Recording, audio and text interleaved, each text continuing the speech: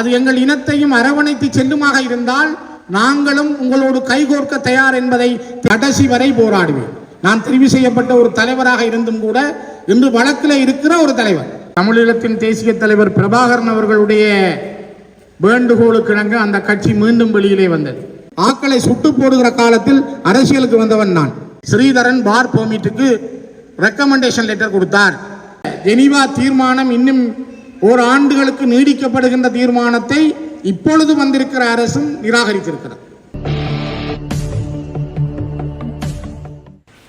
அனைவருக்குமே வணக்கம். தமிழ் தேசிய கூட்டமைப்பினுடைய வாக்காளர்கள் அறிமுக நிகழ்வானது பார்த்தீங்கன்னா தந்தை செல்வா கலையரங்கில் இடம்பெற்றுக் கொண்டிருக்கின்றது. அந்த நிகழ்விலே ஸ்ரீதரன் அவர்கள் ஆற்றிய உரையினை நீங்கள் இதில் கேட்கக்கூடியமாயிருக்கும். தமிழர்கள் ஒரு தேசிய இனம்.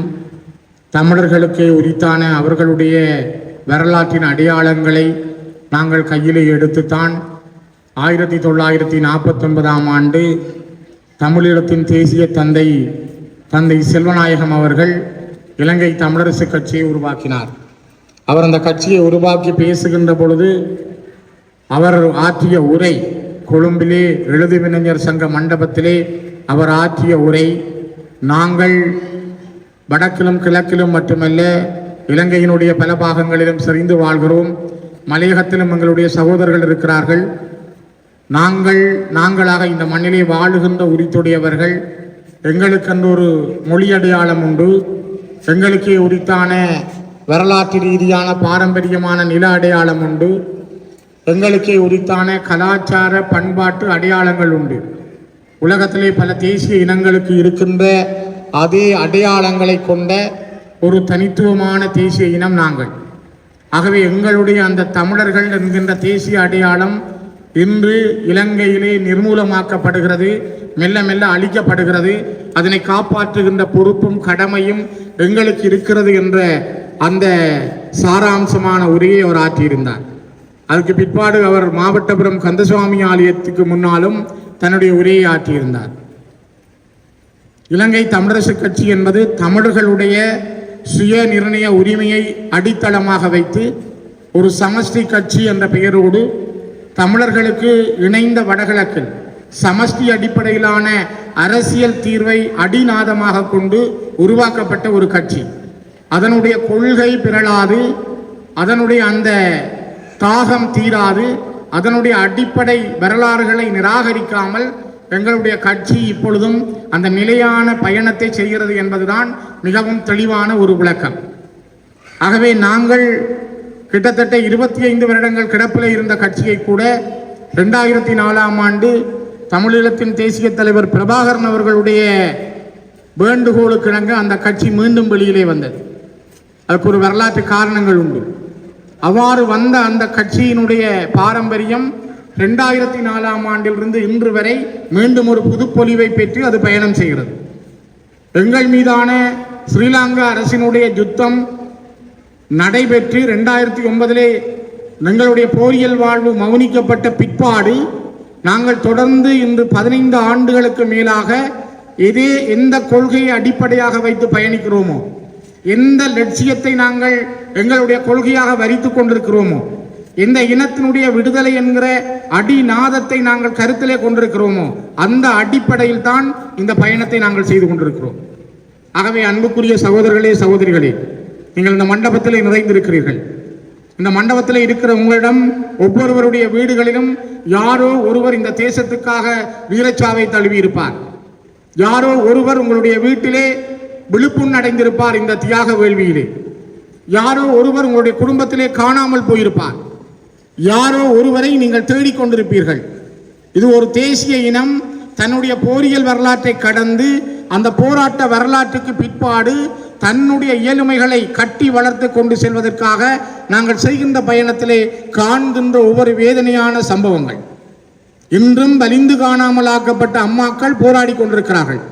12,000 பேர் காணாமல் போயிருக்கிறார்கள் என்று உலகம் சொல்கிறது.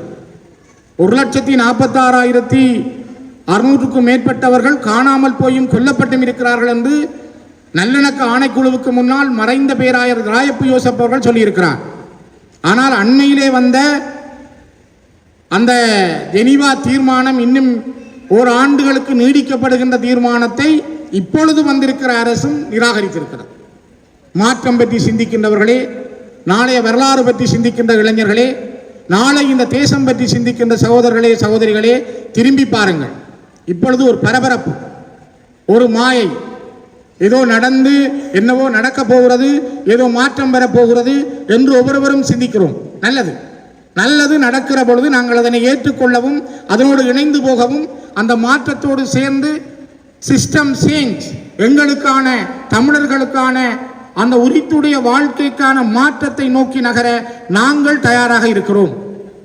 ஆகவே தான் தென்னிலங்கையில் இன்று ஏற்பட்டிருக்கிற அரசியல் மாற்றம் சில வேளைகளில் அது ஒரு மாயையாக இருக்கலாம், அல்லது சில வேளைகளில் அது ஒரு நீண்ட பயணத்துக்கான தொடக்கமாக இருக்கலாம்.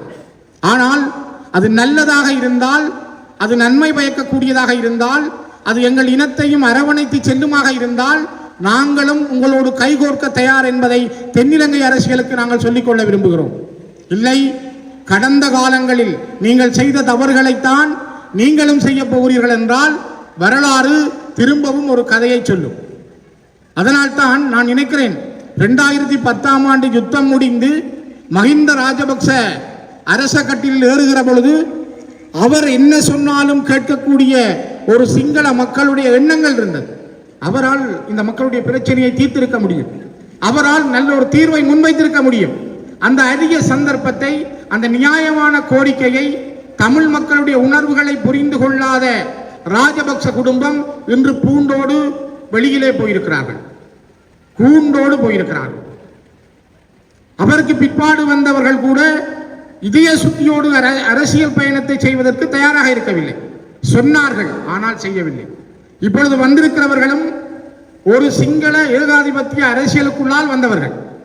இவர் ஒரு தீர்வை கொண்டு வந்தால் வெளியிலே இருக்கிற மஹிந்தவினுடைய அரசு, மஹிந்தவினுடைய பகுதி, ரணிலுடைய பகுதி, சஜித்தினுடைய பகுதி எவ்வாறு ஒத்துழைப்பு வழங்கப் போகிறது? சரி, இவர்களெல்லாம் சேர்ந்து ஒத்துழைப்பு வழங்கி ஒரு அரசியலை நாங்கள் முன்னெடுத்து ஒரு தீர்வுக்கு இப்பொழுது இருக்கிற அனுரகுமார தலைமையிலான அரசு முன்வருமானால் எவ்வாறு பௌத்த பிக்குகள் அதற்கு ஆதரவளிக்கப் போகிறார்கள்? எல்லாம் எங்களுக்கு முன்னாலே இருக்கின்ற கேள்விகள். ஆகவே இந்த பயணம் என்பது மிகவும் கடினமானது. சிங்கள அரசியல் தலைவர்கள் நேர்மையோடும் இதய சுத்தியோடும் ஒரு அரசியல் தீர்வை தருவார்களா, அவர்கள் தருவதற்கு தயாராக இருக்கிறார்களா என்பதை நாங்கள் பார்த்திருக்கிறோம். 70 ஆண்டு கால அரசியல் வரலாற்றிலே, அதிலும் கிட்டத்தட்ட 35 ஆண்டுகளுக்கு மேற்பட்ட ஜனாதிபதி ஆட்சி முறையிலே ஒரு இடதுசாரி கொள்கையுடைய அரசு ஒன்று இன்று கட்டில் ஏறி இருக்கிறது, அரச கட்டில் ஏறி இருக்கிறது. மாற்றம் என்பது அங்கே நடந்திருக்கிறது. இது இன்று நேற்றல்ல, கிட்டத்தட்ட 20 வருடங்களுக்கு மேலாக அவர்கள் கிராமம் கிராமமாக மக்களை தேடி சென்று தங்களுடைய அரசியலை விதைத்து உருவாக்கியதன் விளைவை இன்று அவர்கள் ஒரு அதிகாரத்தில் வைத்திருக்கிறார்கள். நாளை நடக்கின்ற பாராளுமன்ற தேர்தலிலும் அவர்களுக்கு கிடைக்கின்ற ஆசனங்களும் அவர்கள் எவ்வாறு இருக்கிற சகல இன மக்களையும் அரவணைத்து செல்ல போகிறார்கள் என்பதை இந்த உலகமும் பார்க்கிறது, தமிழர்களும் பார்க்கிறார்கள். ஆகவேதான் நாங்களாகத்தான் இந்த பூமியிலே இருக்க வேண்டும். நாங்கள் ஒரு அடையாளம் உள்ள இனம். எங்களுக்கான தேசம், எங்களுக்கான மொழி, எங்களுக்கான பண்பாட்டோடு வாழுகின்ற இனம் நாங்கள். எங்களுடைய அடையாளத்தை இழந்து விட்டால், எங்களுடைய இருப்பை இழந்து விட்டால், எங்களுடைய தேசத்தை நாங்கள் இழந்து விட்டால், நாங்கள் பிற யார் எங்களை பற்றி பேச போகிறார்கள்? இலங்கைக்குள் நாங்கள் கலந்து விட்டால், இலங்கையர்களாகவே நாங்கள் இருக்கிறோம் என்று சொன்னால், எங்களுடைய தமிழர்கள் என்கிற அடையாளத்துக்கு யார் உத்தரவாதம்? நாங்கள் சிங்கள மக்களுடைய கலாச்சாரத்தை மதிக்கிறோம், சிங்கள மக்களுடைய பண்பாட்டை மதிக்கிறோம், அவருடைய மொழியை மதிக்கிறோம். அதே அனைத்து உரித்துக்களும் எங்களுக்கு உண்டு.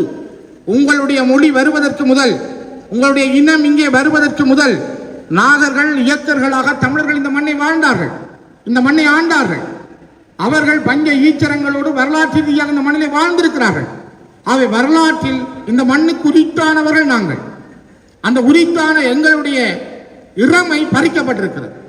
பறிக்கப்பட்ட எங்களுடைய இறமையை மீட்டு நாங்கள் இந்த மண்ணிலே வாழ விரும்புகிறோம். இதனைத்தான் அடிக்கடி சம்பந்தன் ஐயா மறைந்த தலைவர் சொல்லுவார், எங்களுடைய இறமை எங்களுக்கானது, எங்களுடைய இருப்பு எங்களுக்கானது. எங்களுடைய இருப்பும் இறமையும் மிக மிக காத்திரமானதும் முக்கியத்துவம் மிக்கதும். அதனால்தான் ஒரு தேர்தல் வருகிற பொழுது நாங்கள் கேட்கிறோம், ஒரு ஆணை தாருங்கள், எங்களுக்கு ஒரு சந்தர்ப்பம் தாருங்கள். பாராளுமன்றத்தில் நாங்கள் 3 பேர் போயிருந்தால் என்ன நடக்கும்? யாராவது கருத்தில் எடுப்பார்களா? பாராளுமன்றத்தில் 22 பாராளுமன்ற உறுப்பினர்கள் இருக்கிற பொழுது 2004ஆம் ஆண்டு விடுதலை புலிகளுடைய கட்டுப்பாட்டு காலத்திலே 22 பாராளுமன்ற உறுப்பினர்கள் இருக்கிற பொழுது இலங்கையினுடைய பாராளுமன்றமே சில நேரங்களில் பார்த்து பயந்த நாட்கள் உண்டு. எங்களிடம் 16 பாராளுமன்ற உறுப்பினர்கள் இருந்த பொழுது கூட எங்களை ஒரு கருத்தாக அவர்கள் எடுத்துக்கொண்ட காலம் உண்டு. நாங்கள் 2ஆகி 3ஆகி போனால் என்ன நடக்கும்? அதனால்தான் நான் உங்களிடம் கேட்கிறேன், எங்களிடம் ஒரு 15 பாராளுமன்ற உறுப்பினர்கள் இருக்க வேண்டும். இருந்தால்தான் நாங்களாக பாராளுமன்றத்தில் பேசுகின்ற, நாங்கள் கதைக்கின்ற, நாங்கள் வாக்களிக்கின்ற வல்லமையை கொண்டவர்களாக மாறுவோம். அது உங்கள் கைகளில் தான் இருக்கிறது. அந்த வல்லமை இல்லாமல் போனால், அதற்குரிய திராணி இல்லாமல் போனால், அதற்குரிய தைரியம் எங்களிடம் இல்லாமல் போனால் நாங்கள் பேச முடியாதவர்களாக மாறுவோம். ஒரு நாட்டுக்கு நீங்கள் சென்றால் உடனே அந்த நாட்டிலே கேட்பார்கள், எத்தனை பாராளுமன்ற உறுப்பினர்கள் உங்களோட இலங்கையிலே, அதில் தமிழாக்கள் எத்தனை பேர்? நீங்கள் 5 பேர் என்றால் அவர்கள் அதை பெருசாக கருத்தில் எடுக்க மாட்டார். நாங்கள் 15 பேர் என்றால் 15 பேர் இருக்கிறீங்களா? இது பல இடங்களில் நான் கண்ட அனுபவம். உங்களில் இவ்வளவு பேர் இருக்கிறார்கள், இவ்வளவு பேர் இருந்து கொண்டு ஏன் நீங்கள் கதைக்க முடியாமல் இருக்கிறீர்கள்? ஏன் உங்களால் பேச முடியாமல் இருக்கிறது? பேசுவதும் அடையாளப்படுத்துவதும் எங்களுடைய உரிமை. அதனால்தான் வடக்கு மாகாணத்தில் இருக்கின்ற 2 தேர்தல் மாவட்டங்கள், யாழ்ப்பாண தேர்தல் மாவட்டம், வன்னி தேர்தல் மாவட்டம், 6 பேர் அங்கால 12 பேர் இங்கே இருக்கிறார்கள். 12 தமிழர்கள், 1-2 விடுங்கள், 10 பேர் எடுபடலாம், தமிழர்கள் எடுபடலாம் 10 பேர். மட்டக்களப்பு மாவட்டம், அம்பாறை, திருவோணமலை, மட்டக்களப்பிலே 5 பேர், திருவோணமலையும் அம்பாறையும் எங்களுக்கு ஒவ்வொன்று தான் கிடைக்கலாம். ஆகவே நாங்கள் அங்கே 4, 2, 6 எடுத்தால் கூட நாங்கள் ஒரு 14 எடுத்தாலே எங்களுக்கு 1 அல்லது 2 தேசிய ஆசனங்களை பெற முடியும். அதனால் தான் நான் உங்களிடம் சொல்லுகிறேன், நாங்கள் 15 பாராளுமன்ற உறுப்பினர்களாக இருந்தால் இந்த தேர்தல் களம், தம்பி பிரகாஷ் சொன்னது போல, இந்த களம் எங்களுக்கான ஒரு மாற்றத்தை தருகின்ற களமாக மாறும். இல்லை, நாங்கள் அதில் இருந்து நாங்கள் பின்வாங்கினால், எங்களுடைய மக்கள் சரியான முடிவுகளை எடுக்க தவறினால் நாங்கள் தோற்று போன இடமாக மாறிக்கொண்டே இருப்போம். எங்களிடம் இருக்கிற இயலுமைகள் எங்களை விட்டு போய்கொண்டே இருக்கும். விமர்சனங்கள் உண்டு, பேச்சுக்கள் உண்டு. இங்கே தலைவர் பேசுகிற பொழுது சொன்னார், ஸ்ரீதரன் இந்த கட்சியை விட்டு போயிடுவாரோ என்று தான் யோசித்தேன். நான் ஒரு காலமும் கட்சியை விட்டு போக மாட்டேன். என்ன சில பேர் போக பண்ண முனைகிறார்கள், ஆனால் நான் போக மாட்டேன். தயவு செய்து பகிரங்கமாக சொல்கிறேன், நான் ஒரே ஒரு கட்சி அரசியல் என்பது இலங்கை தமிழரசு கட்சியில் தான் இணைந்து கொண்டவர். இந்த ஸ்ரீலண்ணா முன்னுக்கு இருக்கிறார், அவருக்கு தெரியும், எப்படி சேர்த்தவர், எப்படி கட்சி உருவாகினது, கிளிநொச்சியில் எப்படி கொண்டு வந்தாண்டு அவருக்கு தெரியும். அண்ணன் மாவை சேனாதராஜா அவர்களுக்கு தெரியும். ஆகவே என்னுடைய கட்சி என்பது இலங்கை தமிழரசு கட்சி. அந்த கட்சியை இருந்து போகின்ற எண்ணமோ அல்லது அதை விட்டுட்டு விலத்தி நிற்கின்ற எண்ணமோ எனக்கு இல்லை. சிலர் என்னை விலத்தி விடுவதற்கு முயற்சிக்கலாம், கடைசி வரை போராடுவேன். நான் தெரிவு செய்யப்பட்ட ஒரு தலைவராக இருந்தும் கூட இன்று வழக்கில் இருக்கிற ஒரு தலைவர். யோசித்து பாருங்கள், அதையும் தாங்கி சவால்களுக்கு முகம் கொடுத்து எங்களுடைய கட்சியிலேயே வழக்கு போடப்பட்டு நான் ஒரு தலைவராக செயல்பட முடியாமல் இருக்கிறேன் என்றால் அந்த சவால்களையும் சந்தித்துக் கொண்டுதான் இந்த கட்சியிலே இருக்கிறேன், என்னுடைய கட்சியிலே இருக்கிறேன். ஆகவே தயவு செய்து ஒரு கட்சியாக இருங்கள், அலைபாய வேண்டாம், அங்கே இங்கே நீங்கள் போக வேண்டாம். நாங்களாக இருக்கிற பொழுதுதான் எங்களை தேடிய வரலாற்றினுடைய வெற்றிகள் எங்களை நோக்கி வரும். நாங்கள் எவ்வளவு உறுதித்தன்மையோடு இருக்கிறோம், நாங்கள் எவ்வளவு தைரியமாக இருக்கிறோம், நாங்கள் எவ்வளவு நம்பிக்கை வைத்திருக்கிறோம் என்பதை வரலாறும் சமூகமும் எங்களை பார்த்து கொண்டிருக்கிறது. நாங்கள் தளர்ந்து போனால், நாங்கள் அதில் இருந்து விட்டு விலகி சென்றால், நாங்கள் கொஞ்சம் தள்ளி போனால் வரலாறு எங்களை தூக்கி எறியும். இயற்கையும் வரலாறும் ஒரு காலமும் தவறுவிடாது, இடைவெளிகளை வைக்காது. இயற்கை ஒருவர் இல்லை என்றால் அந்த இடத்திற்கு இன்னொருவரை தான் கொண்டு வந்தே நியமித்தே தீரும். இதுதான் இயற்கையினுடைய வரலாறு. ஆகவே இயற்கை எப்பொழுதும் எங்களோடு இருந்து, நாங்கள் தர்மத்தின் வழி நடக்கின்றவர்கள், நியாயத்தின் வழி நடக்கின்றவர்கள். நாங்கள் நடக்கின்ற போகின்ற பாதை நியாயமானது, தர்மத்தின் வழியானது. ஆகவே அன்புக்குரியவர்களே, இது ஒரு கால கடமை. எங்கள்கிட்ட இருக்கிற வாக்குச்சீட்டு, உங்கள்கிட்ட கிடைக்க போற வாக்குச்சீட்டு ஒரு ஆயுதம், ஒரு ஜனநாயக ஆயுதம். அந்த ஜனநாயக ஆயுதத்தை கையில் வச்சுக்கொண்டுதான் நீங்கள் தீர்மானிக்க போகிறீர்கள். தேர்தல் நாள் அன்று நான் யாருக்கு வாக்களிக்க போகிறேன், நான் யாருக்கு வாக்களிக்காமல் விட போகிறேன், எனக்கு யார் தேவை, என் இனம் பற்றி யார் யோசிக்கிறார், என் இனம் பற்றி யார் சிந்திக்கிறார், என் இனத்தை யார் காப்பாற்றுவார் என்பதை சொல்லுகின்ற நாளாக நவம்பர் 14 இருக்கும். ஆகவேதான் அன்புக்குரிய சகோதரர்களே, சகோதரிகளே, இது ஒரு மிக முக்கியமான ஒரு தேர்தல். 500க்கு 4 பேர் தான் குறைவு. 496 பேர் யாழ்ப்பாண தேர்தல் மாவட்டத்தில் போட்டியிடுறார்கள். 44 கட்சிகள், 496 பேர் போட்டியிடுறார்கள். ஒரு தொகுதியில் சில வேளை 44 பேர் வருவார்கள், சில வேளை ஒரு தொகுதியில் 50 பேரும் வரக்கூடும். ஒவ்வொருத்தரும் ஒவ்வொரு கருத்துக்களை சொல்வார்கள், ஒவ்வொரு வகையான பிரசுரங்களை தருவார்கள். ஆனால் எல்லாத்தையும் பாருங்கள், எல்லாத்தையும் படியுங்கள். முடிவெடுக்கிறவர்கள் நீதிபதிகள். நீங்கள் உங்களுடைய முடிவுகள் தான் நீதிபதிகளுடைய முடிவாக அது மாறி இருக்கும். வருகிற 14ஆம் தேதி என்பது எங்களுக்கு ஒரு மிகப்பெரிய குருஷேத்திர களம். அந்த குருஷேத்திர களத்திலே நாங்கள் செய்ய போகின்ற, நாங்கள் அளிக்கப் போகின்ற வாக்குகள் ஒரு வரலாற்றை தீர்மானிக்கப் போகிறது என்பதை நான் பதிவு செய்து இறுதியாக ஒரு விடயம், அண்மை காலங்களிலே என் மீதான ஒரு சேறு பூசல்கள் அல்லது என் மீதான மிகப்பெரிய பிரச்சாரம் ஒன்று முன்னெடுக்கப்படுகிறது. ஸ்ரீதரன் பார் பெர்மிட்டுக்கு ரெக்கமெண்டேஷன் லெட்டர் கொடுத்தார். 2017ஆம் ஆண்டு கிளிநொச்சியினுடைய கரைச்சி பிரதேச செயலகத்திற்கு நான் ஒரு கோஆர்டினேட்டிங் சேர்மனாக இருந்தேன். அந்த சேர்மனாக இருக்கிற பொழுது, கரைச்சி பிரதேச செயலக பிரிவுக்கு இருக்கிற பொழுது, ஒரு நாள் நடைபெற்ற பிரதேச செயலக மட்டத்திலான கூட்டத்திலே பல வருகை தந்திருந்த பொதுமக்கள் சிலர் கேட்டார்கள், கிளிநொச்சியிலே வைன் ஷாப் இல்லை, சாராய தவறணைகள் இல்லை, யாழ்ப்பாணத்திலே 64க்கு மேற்பட்டது இருக்கிறது, இங்கே கனகபுரத்திலே ஒரு முன்னாள் எம்பி கொண்டு இருக்குது, அங்கே வெளியில் 900 ரூபா விற்கிற சாராயத்தின் விலை அங்கே 3000 ரூபாய்க்கு வேண்ட வேண்டியிருக்கு. கசிப்பு உற்பத்தி தாராளமாக இருக்கிறது. சில இளைஞர்கள் வேறு வேறு போதை வசூலுக்கு அடிமையாகிறார்கள். ஆகவே எங்களுக்கு ஒரு வைன் ஷாப் இருந்தால் என்ன, நாங்கள் தொழிலாளிகளாக வயலுக்கோ தோட்டத்துக்கோ சென்று வந்த பிற்பாடு அதை வாங்கக்கூடிய எங்களுடைய தேவைக்கு அப்படி ஒன்று இருந்தால் என்ன. நான் அந்த கூட்டத்திலே மிக தெளிவாக சொல்லியிருந்தேன், அங்கு 64 இருக்கலாம், ஆனால் உடனடியாக கிளிநொச்சிக்கு அது வேண்டும் என்று நாங்கள் கோரிக்கை முன்வைக்க முடியாது. ஆனால் தேவை என்கிற ஒன்றை நான் உணர்கிறேன். சம்பந்தப்பட்டவர்களோடும் அது பற்றி நான் பேசுகிறேன். இது 2017ஆம் ஆண்டு கரைச்சி பிரதேச செயலகத்தில் நடைபெற்ற ஒருங்கிணைப்பு குழு கூட்டத்தின் தலைவராக நான் அன்று கதைத்த விடயம். பத்திரிகைகளிலே செய்தி வந்தது. ஸ்ரீதரன் சொல்கிறார், யாழ்ப்பாணத்திலே 64 பார் இருக்கு, இங்கே ஒன்றும் இல்லை, கிளிநொச்சியில் திறக்க வேண்டும் என்று கேட்கிறார்கள். பல மதுவுக்கு எதிரானவர்களும் என்னோடு பேசினார்கள். நான் அவர்களுக்கு உண்மை நிலைமைகளை விளங்கப்படுத்தினேன், அறிக்கையும் அவர்களிடம் சமர்ப்பித்தேன். அவர்கள் அது அப்படியே போயிருந்தது. அண்மைய நாட்களிலே இந்த ஜனாதிபதி தேர்தல் நடைபெறுகின்ற பொழுது எனக்கு எதிராக இது ஒரு மிக மோசமாக கொண்டு வரப்பட்டது. நான் டெங்கு காய்ச்சலால் கொஞ்சம் சுவையினமுற்றிருந்த காரணத்தாலும் ஒரு 14 நாட்கள் என்னால் மேலே எழும்பி செயல்பட முடியாமல் கூட நான் இருந்திருக்கிறேன். நான் வந்த பிற்பாடு அந்த செய்திகளை பார்த்த பொழுதுதான் எனக்கு தெரிந்தது. எங்களுடைய ஒரு பாராளுமன்ற உறுப்பினருடைய ஆடியோவும் இருந்தது, இன்னொரு கட்சியைச் சேர்ந்தவருடைய எழுத்து இருந்தது, அதைவிட ஒரு வைத்தியருடைய எழுத்தும் இருந்தது. இவையெல்லாம் கிளிநொச்சி போலீஸ் நிலையத்தில் நான் பதிவு செய்திருந்தேன். ஒரு என்ட்ரி போட்டிருக்கு. அதனை விட நான் ஒட்டி சுட்டான் சைபர் கிரைம் ஐடி பிராஞ்சில் என்னுடைய பதிவுகளை மேற்கொண்டிருக்கிறேன். கொழும்பிலே சைபர் கிரைமில் இந்தளவு என்ட்ரிகளும் சீடிகளும் கையளிக்கப்பட்டிருக்கிறது. அவர்களுடைய விசாரணைக்கு பிற்பாடு இது வழக்காக முன்னெடுக்கப்பட இருக்கிறது. நான் இது விடப்போவதில்லை, இதற்கு தொடர் வழக்குகளை முன்னெடுக்க இருக்கிறேன். நான் ஒன்றை தெளிவாக உங்களுக்கு சொல்லுகிறேன், இந்த பகிரங்க மேடையில் வைத்து, நான் ஒரு பார் லைசன்ஸுக்கோ அல்லது ஏதாவது ஒரு மதுச்சாலைக்கோ நான் ரெக்கமெண்டேஷன் சிபார்சு கடிதம் கொடுத்திருந்தால் அதை காட்டவும், அதை காட்டாமல், அதை சொல்லாமல், அதை வெளிப்படுத்தாமல் வெறுமனே ஊகங்களின் அடிப்படையில் எழுதுவதை தயவு செய்து தவிருங்கள். உண்மைகளை எழுதுங்கள். நான் இவ்வளவு காலமும் 15 வருடம் தொடர்ந்து 3 தடவைகள் மக்களால் தெரிவு செய்யப்பட்ட ஒரு பாராளுமன்ற உறுப்பினராக என்னுடைய பணியை ஆற்றுகிறேன். நான் குந்தகமான முறையில், குதர்க்கமான முறையில் என் மக்களுக்கு நான் எந்த விதமான அநியாயங்களையும் செய்தவன் இல்லை.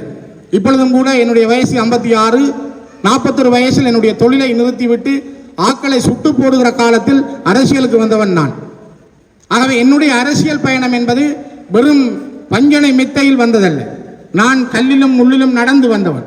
2011ஆம் ஆண்டு ஊராட்சி மன்ற தேர்தல் நடைபெறுகிற பொழுது நாங்கள் கூட்டம் போட்டால் மக்கள் வரமாட்டார்கள். 4 காகமும் 4 தந்தி போசையும் பார்த்தா நாங்கள் பேசியிருக்கிறோம். அப்படித்தான் அரசியலை நாங்கள் வளர்த்து கொண்டு போனோம். ஆகவே என்னுடைய வாழ்நாளில் நான் அவ்வாறான ஒரு சிபார்சு கடிதத்தையோ அல்லது ஒரு ஆருக்காவது ஒரு முன்னுரிமையோ நான் கொடுத்தவன் அல்ல, இதுவரையும் கொடுக்க போவனும் அல்ல. அப்படி இருந்தால் உறுதிப்படுத்துங்கள், அதனை ஒரு ஆதாரமாக வெளியிடுங்கள். பத்திரிகை நண்பர்களிடமும் கேட்கிறேன், பகிரங்கமாக மக்களிடம் கேட்கிறேன். நான் கொடுத்த கடிதம் இருந்தால் அல்லது நான் ஒரு சிபாரிசு செய்திருந்தால் அதனை நீங்கள் வெளியிடுங்கள். நான் அதை சந்திக்க தயாராக இருக்கிறேன். ஆகவே நான் அவ்வாறான ஒரு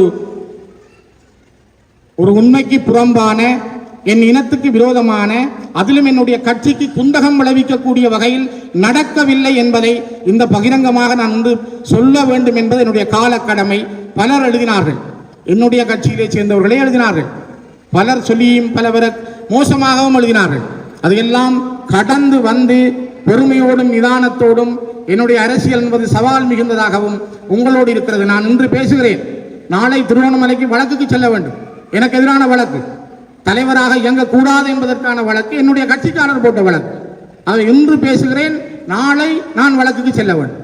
இவற்றையெல்லாம் கடந்துதான் என்னுடைய கட்சியினுடைய ஒற்றுமை, என்னுடைய கட்சியினுடைய இருப்பு, எங்களுடைய மக்களுடைய வாழ்க்கை, எங்கள் மக்களுக்கான ஒரு எதிர்காலம் என்பதற்காக நான் எப்பொழுதும் இலங்கை தமிழரசு கட்சியினுடைய உறுப்பினராக தொடர்ந்தும் உங்களோடு பயணிப்பேன், உங்களில் ஒருவராக இருப்பேன் என கூறி விடைபெறுகிறேன். நன்றிகள்.